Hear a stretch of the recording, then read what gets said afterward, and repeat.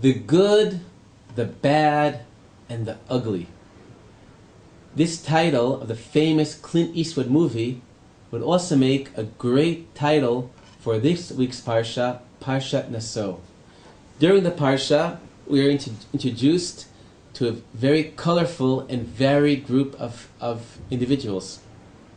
We meet the thief, the adulteress, the leper, the Kohen, and the Nazir. In my opinion, the most interesting and mysterious of all these figures is that of the Nazir, and about the Nazir we'll speak about today. The Torah introduces the Nazir by saying ki yafli. Yafli is to go beyond. A person wants to go beyond the regular boundaries and he does that by becoming a Nazir. And by that he achieves a special status of holiness and closeness to God. There are three basic laws of the Nazir. Number one, he's forbidden to come in contact with the dead. Number two, he is forbidden to drink wine. And number three, he must let his hair grow long and wild. By comparing and contrasting the Nazir to the Kohen, we could unravel the unique personality of the Nazir. In some ways, the Nazir is like the Kohen. Not just that both of them are seeking holiness, but both of them, the being drawn close to holiness is expressed by the need to distance themselves from death. In fact, a Nazir is like the Kohen Gadol in that, as opposed to a regular Kohen, he's not even allowed to take part in the burial of family members, and just like a Kohen Gadol, only for a met mitzvah, a body which no one else to take care of, is he allowed to contaminate himself, otherwise he stays away from death. However, in addition to this similarity, there's a difference. The Kohen must be clean cut. He can't let his hair be wild, whereas the Nazir must have his hair growing wild. And I think this is the key to the personality of the Nazir. A Kohen is born to be a Kohen. There's a set order of life that he follows. The Nazir chooses to go beyond the natural boundaries of his society, to seek something beyond, and that's represented by his long hair uncut. Even nowadays, the youth reflect the rebellion against the previous generation by letting their hair grow long. And this might also explain the juxtaposition of the Nazir to the adulteress. She too must let part of the ceremony, which is part of her punishment, her hair is made to be unkempt and wild, and I think this is reflecting the same idea. Both the Nazir and the adulteress have gone beyond the regular boundaries of society. The Nazir for good, and the adulteress for evil.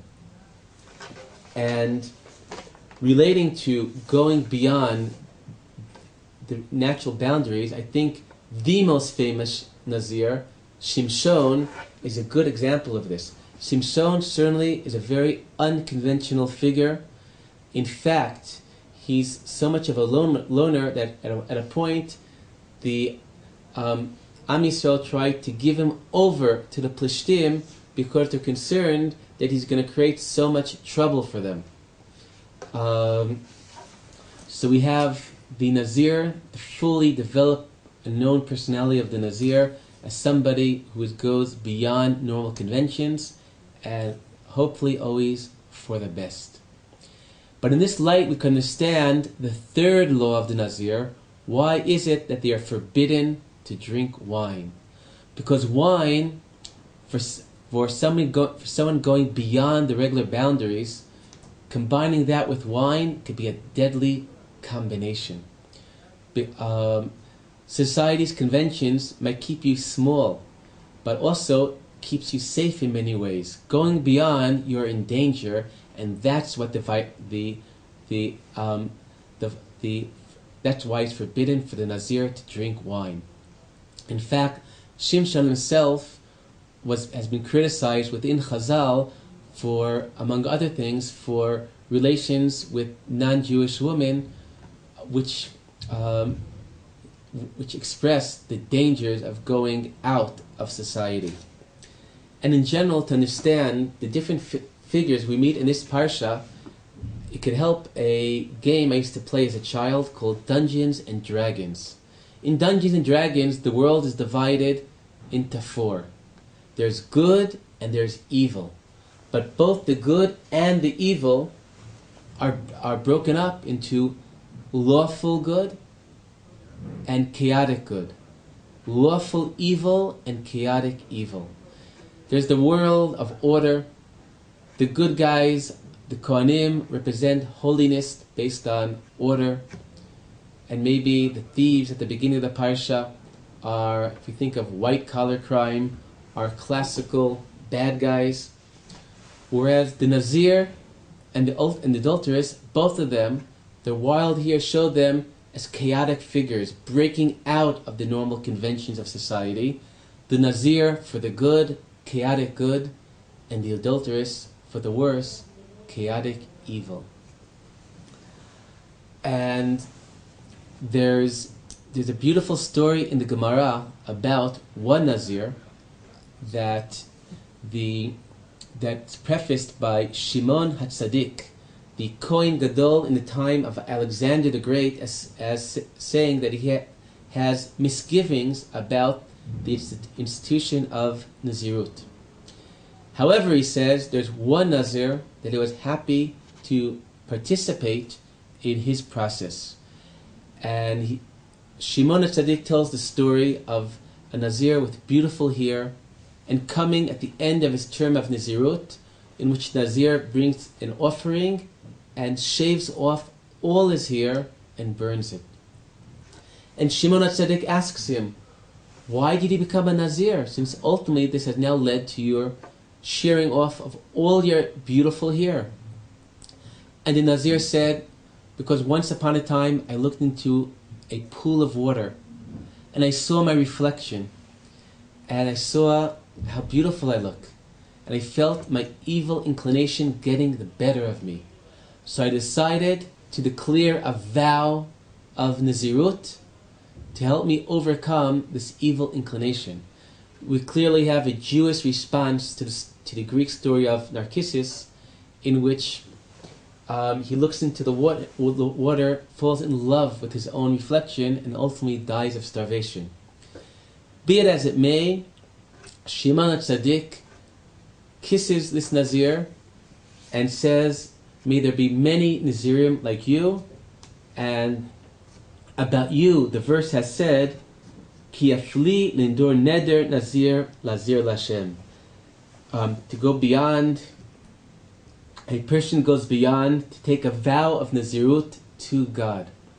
And one unanswered question in the story is, why is it that in general Shimon HaTzadik has misgivings about the institution of Nazirut? One approach is that he was concerned about, he felt that if God gave the blessing to enjoy wine, to abstain from wine is not appropriate. However, I would like to offer a different interpretation, and based on the following story. They say that in the town where Rav Naftali Ropshitz lived, there was an individual that would fast the entire week from Shabbat to Shabbat. And Rav Naftali was suspected the motivations of this individual. And one day, when he saw a child accidentally bump into this person, Rav Naftali found a way to test the sincerity of this faster. And Rav Naftali scolds the child and says, how dare you bump into a person who fasts every Monday and Thursday? And the person exposed his true motivations as being based on ego and not God when he angrily said, "What do you mean I fast only Mondays and Thursdays? I fast the entire week, from Sunday through Friday." And if you go back to the pasuk of Shimon HaTzadik, he says, about you, it is appropriate that the verse that says, a man who goes beyond, or a person, because a woman could also become a Nazir, a person that goes beyond to vow Nazirut to God.